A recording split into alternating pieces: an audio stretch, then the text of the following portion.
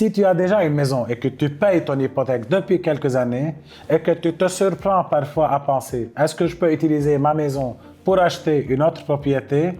Cette vidéo est pour toi. On va voir ce qu'est vraiment l'équité, comment elle se calcule, combien tu peux vraiment utiliser, les outils pour la transformer en mise de fonds, un exemple concret, les risques et un point fiscal très important. Et finalement, pour qui cette stratégie a du sens. On commence notre premier point par c'est quoi l'équité de ta maison? L'équité, c'est tout simplement la partie de ta maison qui t'appartient vraiment. Formule simple.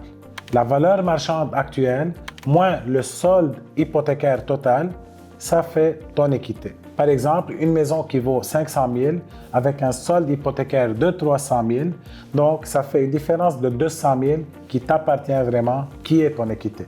Mais attention, c'est une valeur, c'est pas encore de l'argent liquide.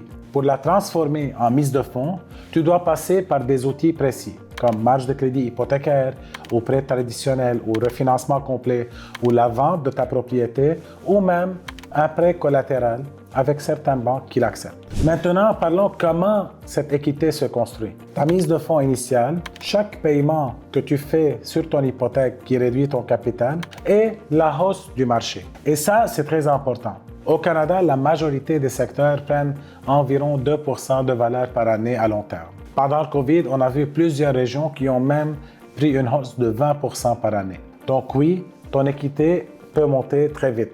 Mais ce n'est pas de l'argent gratuit, c'est un levier qu'on doit utiliser intelligemment.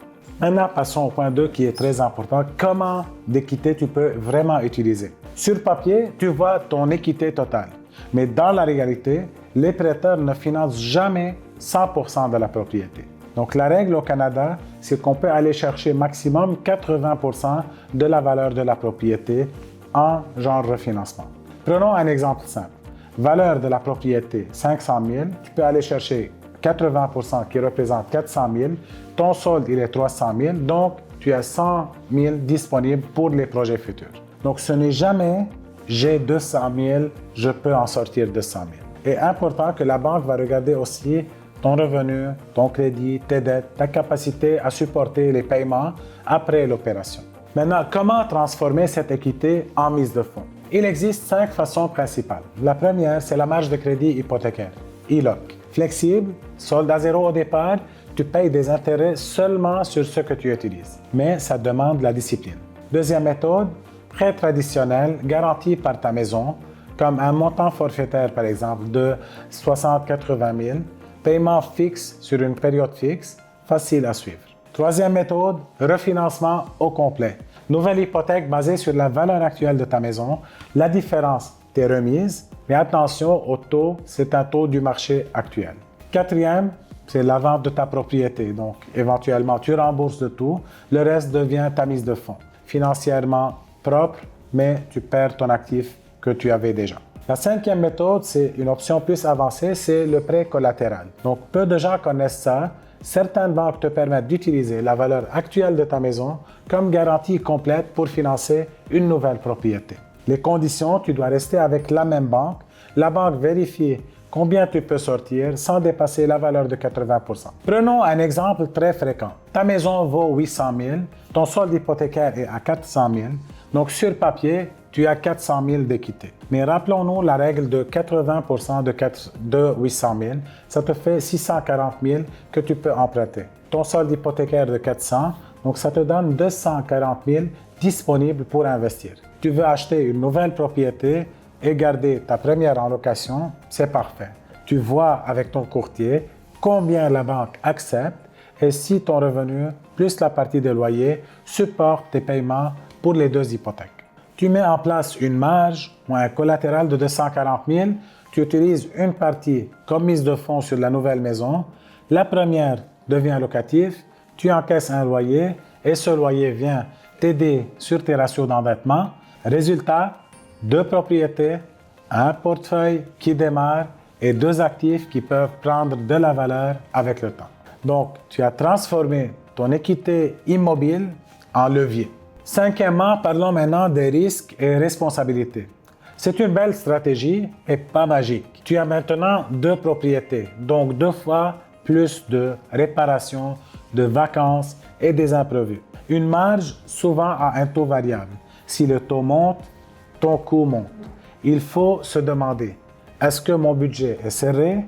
Est-ce que j'ai des fonds d'urgence? Est-ce que je suis prêt à gérer une deuxième propriété? Donc, toutes ces choses, il faut se les demander avant de s'embarquer. Donc, pour qui cette stratégie fait du sens? Si ton budget est tendu, que tu n'as aucune marge ou que chaque imprévu t'inquiète, c'est trop tôt. Si ton revenu est stable, tes dettes contrôlées et que tu te projettes long terme, ça peut devenir logique de mettre ton équité au travail. Et c'est là qu'on teste des scénarios avec un professionnel. Parlons du 7e point qui est très important au Canada, les avantages fiscaux. Avant de faire un mouvement, il faut parler avec ton fiscaliste ou ton comptable parce que ça peut te faire gagner des dizaines de milliers de dollars. Si ta maison actuelle, par exemple, devient locative, c'est toujours plus avantageux d'aller maximiser la dette sur cette propriété car elle va devenir locative et minimiser la dette sur la future propriété que tu veux habiter. Pourquoi? Car les intérêts sur la propriété locative sont déductibles d'impôts. Les intérêts sur ta résidence principale ne le sont jamais. Si tu veux rester dans ta maison et tu achètes un nouveau locatif, donc fais attention à ne pas contaminer les dettes. Par exemple, tu as une hypothèque de 300 000, tu refinances à 400 000 pour sortir 100 000 pour la mise de fonds pour l'autre propriété. La mauvaise idée, c'est de mélanger le 100 000 avec ton 300 000 existant.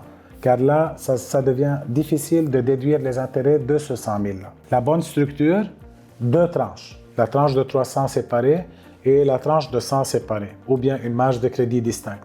Donc comme ça, on sait que tous les intérêts de ce 100 000, ils vont pour l'autre actif. Tu veux savoir plus, parle à ton comptable ou appelle-nous et on te structure ça proprement. Bien structurer la dette, parfois, rapporte plus que l'achat lui-même. Le 8e point, il faut savoir que toutes les stratégies ne sont pas valables avec toutes les banques.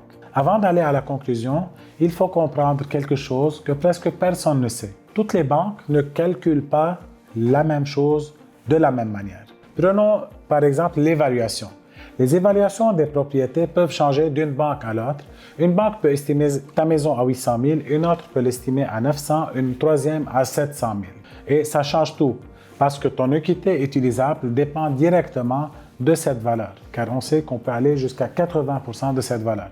Donc, une différence de 100 000 dans l'évaluation peut changer tout ton projet au complet. Deuxième chose, les calculs locatifs. Même tous les calculs ne sont pas uniformes.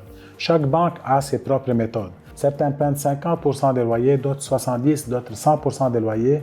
Certaines ajoutent les impôts fonciers, d'autres non. Certaines intègrent des dettes différemment.